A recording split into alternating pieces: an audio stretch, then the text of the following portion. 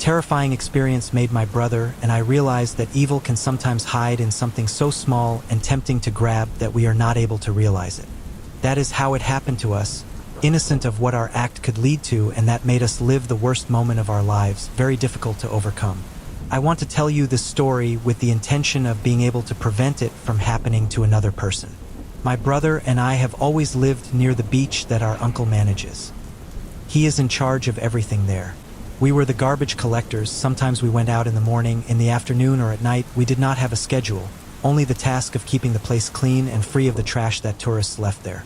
We earned little, but we did not lack anything, and the people who worked there on the beach sometimes gave us food from what they sold, and we all helped each other.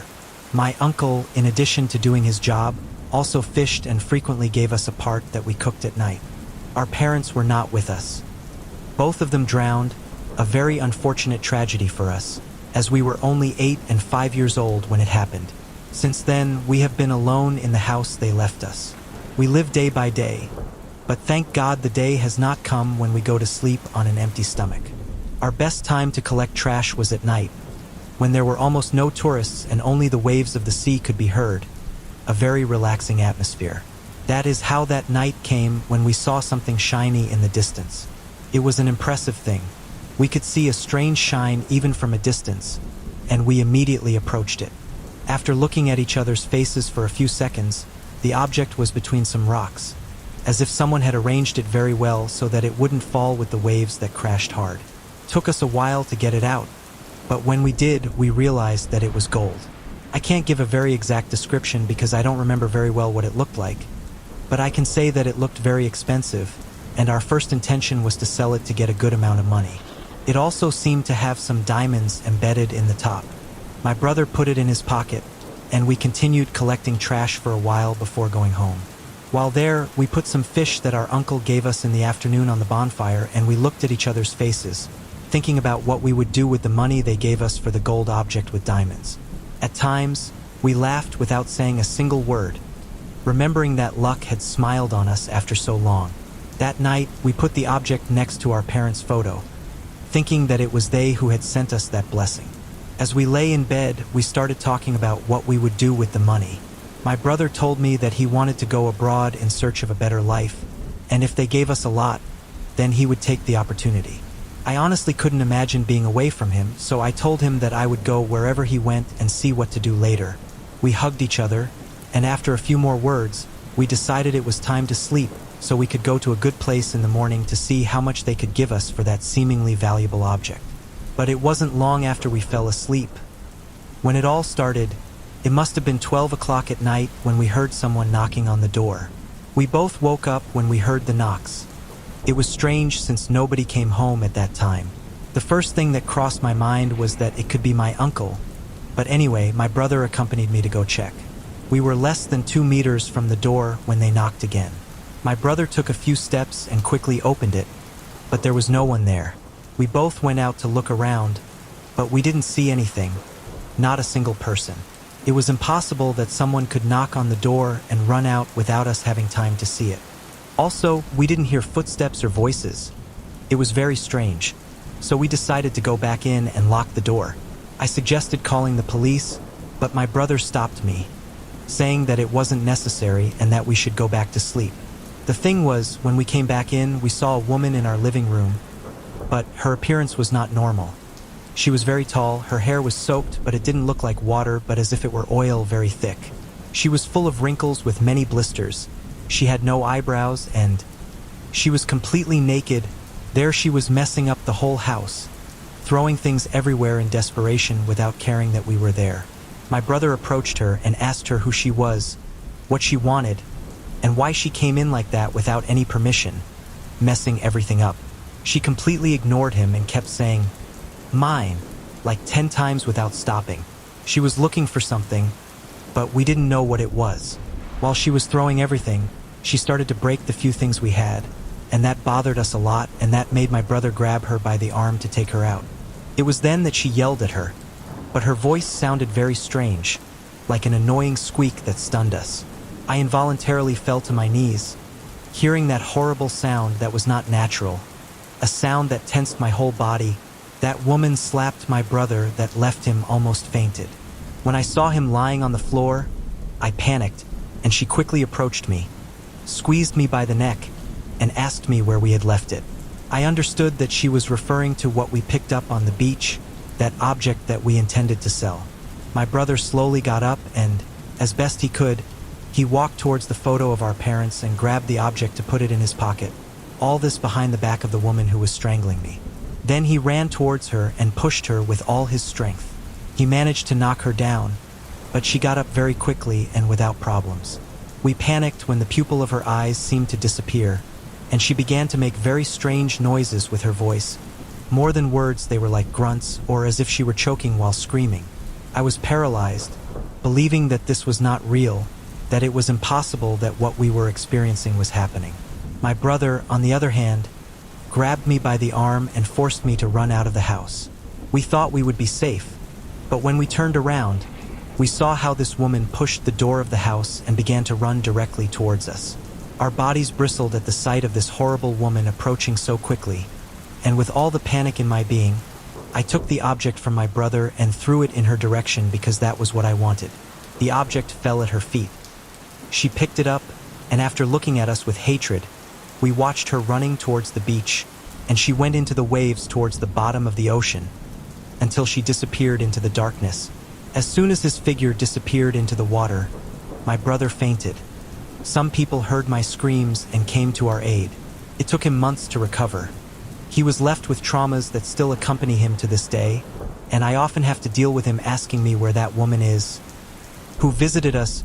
He was never the same again, and that is what hurts me the most because now he only has me. After that, I never took anything valuable that I found on the beach again. There is no way I will do it again. If you're enjoying the video, please subscribe the channel for future videos, and like and share with your friends.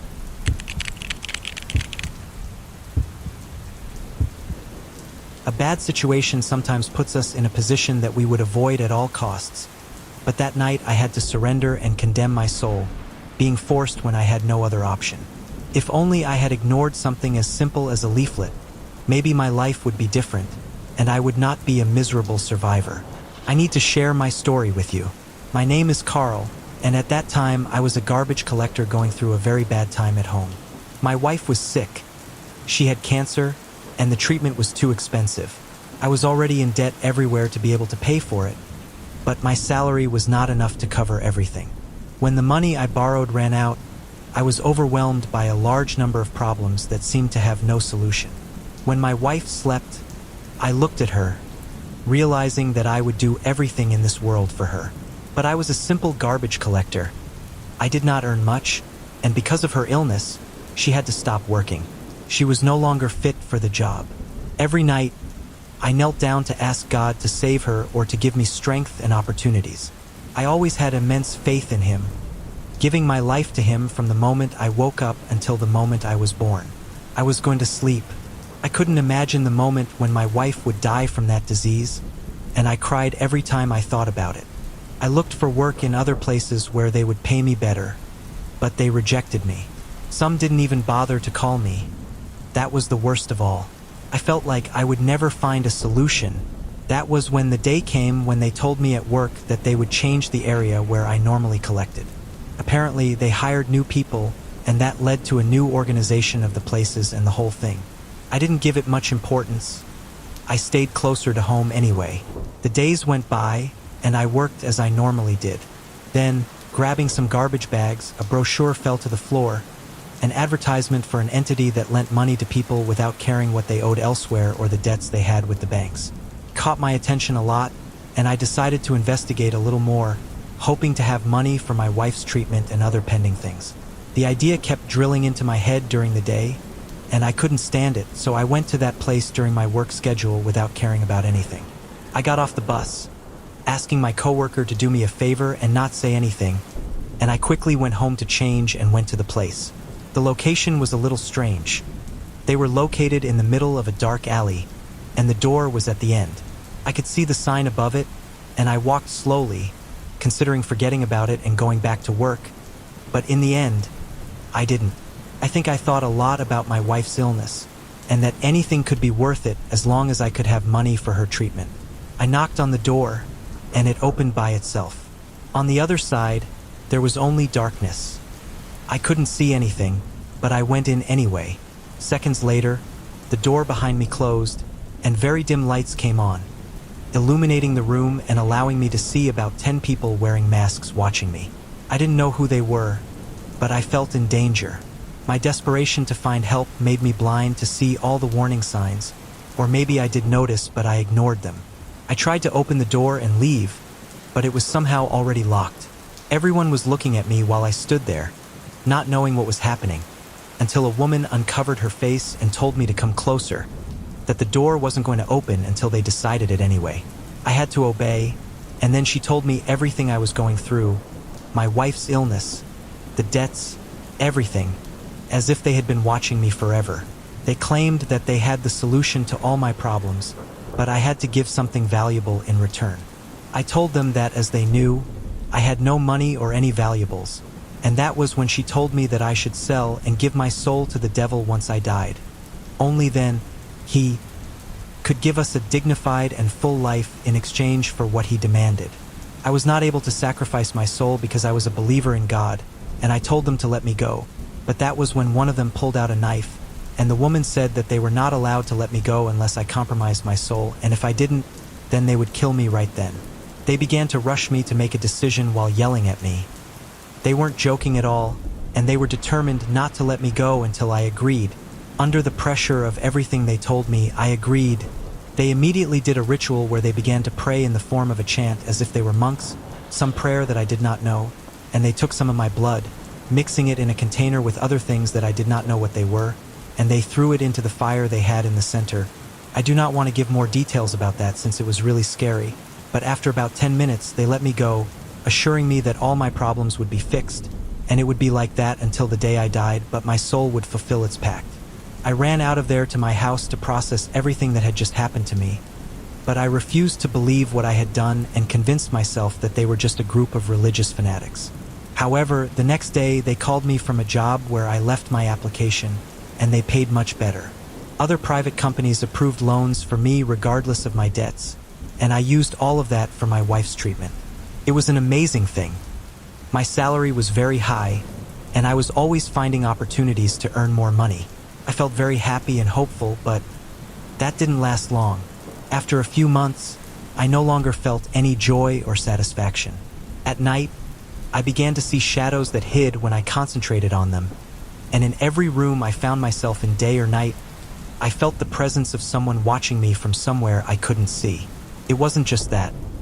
All the time, I heard voices that demanded that I hurt myself, saying very disturbing and horrible things that left me terrified. They were diabolical beings, tempting me to take my life so they could keep my soul. Since I made that forced pact, my life was not the same. I am unhappy as much as I can imagine. I cry every night, and I know that I have no forgiveness from God. I should have died that night, but instead, I sold my soul, and I must live with that until the end of my days and fulfill my horrible destiny.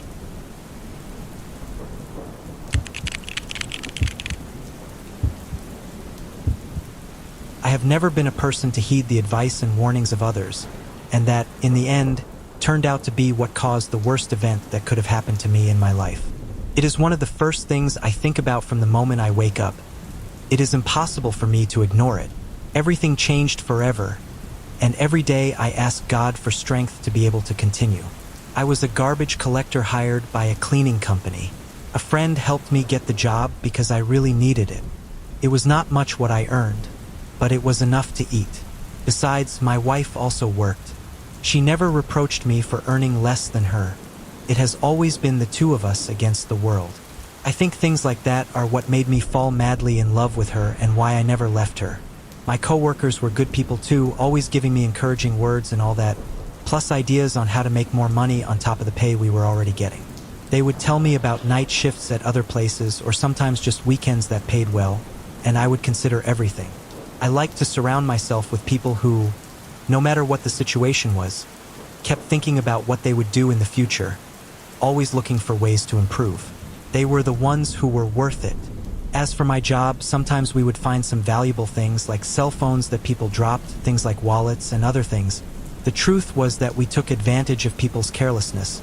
But this story has its origin in something a little more peculiar than that. I was collecting trash like any other normal day, and that's when I saw a shoebox. I thought it was empty, but no.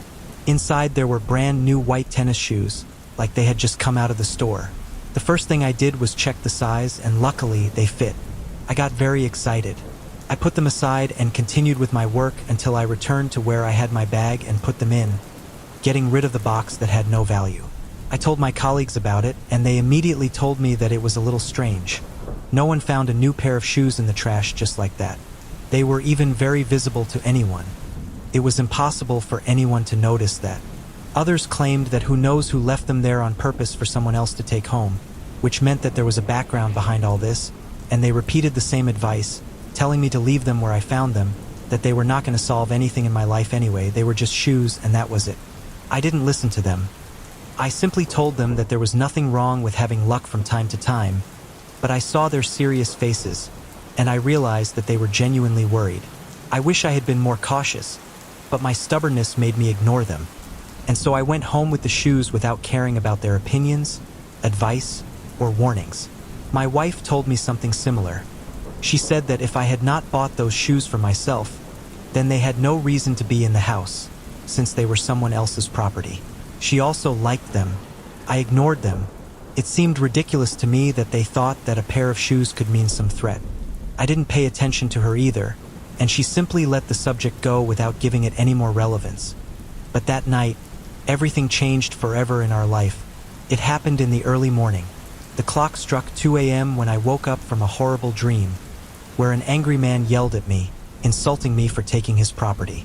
I woke up agitated and sweating, with my heart racing. I really felt bad, but I deduced that it couldn't be a coincidence that it happened the same day I put them on. I wanted to believe that I dreamed that because of everything they told me and warned me, but before I could lie down again, I heard a noise coming from outside, and I wasn't the only one. My wife also woke up restless, asking me what that noise was. We had no other option but to go investigate. I confess that at that moment, I was very scared. The dream was one thing, but suddenly hearing such a strange noise of something hitting the floor was not normal, so I prepared myself to face whatever it was. Honestly, I would have preferred it to be a thief who wanted to steal something, but no. We left our room and looked towards the stairs leading to the first floor, and there we saw it. A man without legs, trying to climb the steps by pushing himself up with his hands as best he could. As soon as he saw me, he started shouting and insulting me in the worst way possible. I recognized him. It was the same one from my dream. I hid that information from my wife. I thought it was impossible for one thing to be related to the other, and it only scared me more. My wife asked him who he was, almost ignoring the blood that the man left on the stairs. It was like his legs had been recently cut off. It was a difficult scene to watch. I wanted to look away, but I couldn't. We had to do something, and the first thing I thought was that I had to call the police so they could come to my house quickly. But something happened at that moment. My legs started to burn as if they were burning. The pain was unbearable. I fell to the floor, unable to stand up. The sensation was too strong. My wife came to help me, but the man kept shouting that he wanted them back. That was, without a doubt, the most terrifying night of my life. I didn't know what to do, and my wife's face reflected desperation and helplessness. It was then that I told her to give him the shoes once and for all, hoping that this would make the pain in my legs disappear. She ran to the room for them and handed them to him. Seconds later, that man let out a scream so loud that it didn't even sound like a voice. It was so horrible that it knocked my wife and I out, losing consciousness until the morning. The sun had already risen, and when I woke up, I was faced with the harsh reality. My legs were not moving. They were no longer responding to me.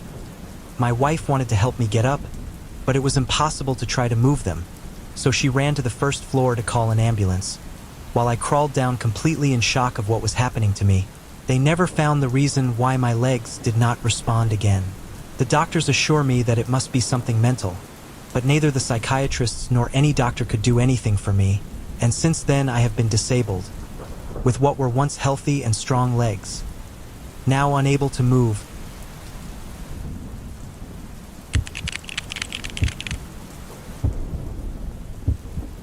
I have never been a coward, and this story proves it, as well as it implies that the evil that surrounds us will always look for a way to hurt and harm us, no matter how much we take care of ourselves. Our best defense is faith in Christ. That was what gave me the strength to make a decision that would change my life, to be able to preserve something really valuable, my soul. It happened on one of my shifts where I worked as a garbage collector. I was never bored. My colleagues always had things to tell, keeping the atmosphere interesting while we collected the trash and such things. They told how they spent their time at home, some who had their mother-in-law at home and she made their lives impossible. These stories were the ones that hooked us the most. Sometimes they even distracted us from our work. Some were already planning everything they would drink on Saturday when it was barely Monday. That day, grabbing a box with things to throw away, I was stung by some kind of scorpion. It was incredible. It managed to get through the glove to penetrate my skin, and it was an unbearable pain. One of my friends noticed what happened and stepped on the animal with his thick boots, but he had to do it like 3 more times because it continued as if nothing had happened until, well, the job was finished. They helped me immediately. It was incredible that an animal like that could withstand so many steps. A friend of mine put some cream she had on me so that it wouldn't get inflamed, but she told me to go to the doctor anyway because those animals didn't roam around this part of the country, so either someone who had it as a pet got away, or they left it there intentionally so that it would bite someone, and there was a risk that it was highly poisonous. I didn't hesitate. I called my wife and told her everything while I was on my way to the nearest hospital. I went to the emergency room and was treated immediately. I spent the whole night there, and after several tests, they assured me that there was no poison and I was not in any danger, and they gave me a few days of disability, which I spent at home resting under the care of my wife. The thing is that what that scorpion had in its sting was much more dangerous than any poison. As the days went by, my condition worsened considerably. My hand turned red from the finger until it spread little by little. It got to the point where my arm was covered in spots, and the doctors only prescribed me creams and rest, but they didn't solve anything. In a very short time, my health in general began to worsen. I had an uncontrollable fever that sometimes left me stunned with an unbearable cold. My wife put wet towels on my forehead and dried my sweat, almost without being able to sleep. My mother sent me money to help me because I was even fired from my job. I had been in bed for over a month, and the hospitals would not give me disability because according to them, I had nothing wrong with me, but just by looking at my arm, it was clear that I did. The nights got worse when I started having visions where I saw a bunch of scorpions climbing onto the bed and covering my entire body and that of my wife. I screamed so that my wife would scare me away, making me come back to reality again. It was torture. I wanted it to end, and I asked God a lot to help me. That's how that night came where a strange man with a very white complexion appeared at my door. He never told me who he was, but he assured me that he could give me the cure for my arm, for the pain caused by the scorpion that belonged to him, in exchange for a small fee. I had to make a deal. I just had to say that I would sell my soul to his master, and he would be able to solve my problem. By this time, I could barely move, but I refused to accept that deal. He made a face of annoyance and just walked away and turned the corner, disappearing, and I never saw him again. But at that moment, I knew what I had to do. With the help of doctors who were friends of my father, they amputated my arm above the elbow. From that moment on, my visions disappeared, my health improved, and I was able to move on with my life. Although I had a hard time getting a job, I eventually succeeded. I never lost faith in God, and I was able to keep my soul in exchange for my arm. Maybe that was a fair deal after all.